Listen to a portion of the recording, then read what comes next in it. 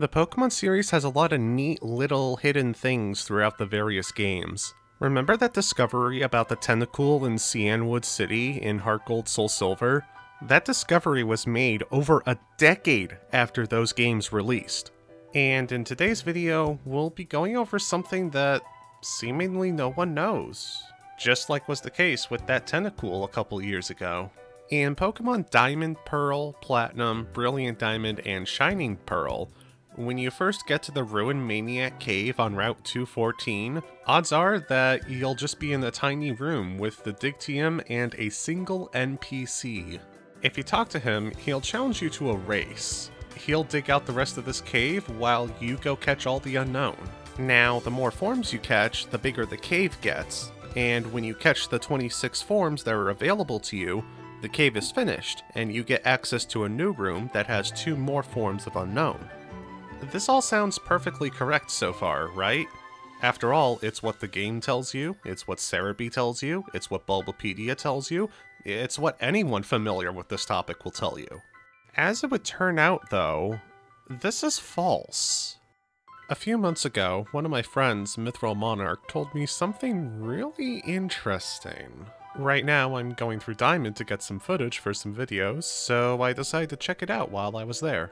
When I arrived at Solaceon, I went into the ruins and encountered the 26 forms of Unown that you can encounter at that point in the game. I then went to the Ruin Maniac Cave, and it was finished. I didn't throw a single Pokeball at any of the Unown, and the cave was finished. Even though the game itself tells you to catch the Unown, you don't have to catch a single one, you just have to encounter them.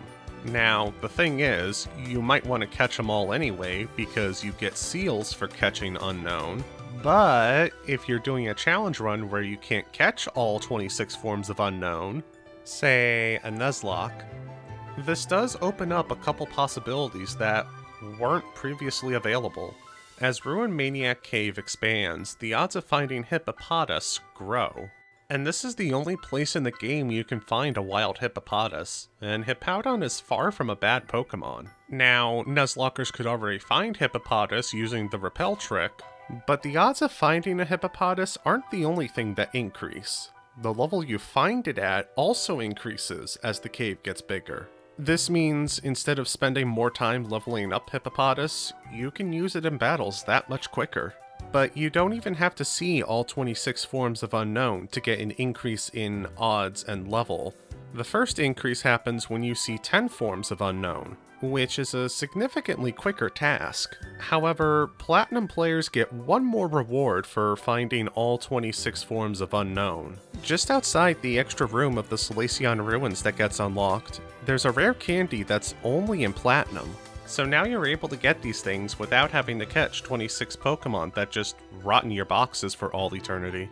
But wait, there's more! While researching this to see if anyone had actually stumbled upon this little factoid or not, I came across a Reddit thread where someone caught all 26 Unown, but the cave wasn't finished. The OP posted a video of their boxes showing that they had indeed caught all 26 Unown, but 2 of them were shiny. And people were wondering if this was why the cave wasn't finished. Unfortunately, the OP never provided an update to this post, so we just don't know if that's the case or not. Until I decided to shiny hunt and find out for myself. Yes, I decided that while I was looking into this, I would go ahead and shiny hunt for an Unown and see whether or not this was actually the case. 45 hours and approximately 3,900 encounters later, I finally got a shiny Unown D. While I was shiny hunting for this, I closed out of the game every time I encountered a non-shiny Unown D, so that when I finally found the shiny one, it would be the only one in my Pokedex. I wouldn't have seen a non-shiny Unown D. In other words, I've seen all 26 letters of Unown, but one of them I only saw shiny. And when I went back to the Ruin Maniac Cave to see whether or not this was true, yeah, sure enough, the cave wasn't finished. This means that, technically speaking, just seeing the 26 letters of Unown isn't enough. You have to see all 26 non-shiny forms of Unown. Because if you see one that's shiny, it just doesn't count for some reason. This is a really fascinating find, and if it truly has been unreported for the past 15 plus years that Diamond and Pearl have been out, I'm honestly kind of surprised. This doesn't feel as obscure as something like the tentacle that I mentioned at the start of the video. But if this truly is the first time this has been reported on, then this has managed to stay hidden for an even longer amount of time than that tentacle. A big thanks to my friend Mithril Monarch for actually discovering this and telling me about it. I've been meaning to make a video about this topic for a few months now, but it's just kind of slipped through the cracks. That's all I gotta say though. Thank you so much for watching, everyone. If you really want to help me out, please be sure to leave this video a like and a comment, and also subscribe. And check out what's on the screen for some more Pokemon content too. A huge thank you to Lord McAfee, Mithril Monarch, and the rest of my patrons for going the extra mile and financially supporting the channel. See you next time, everyone.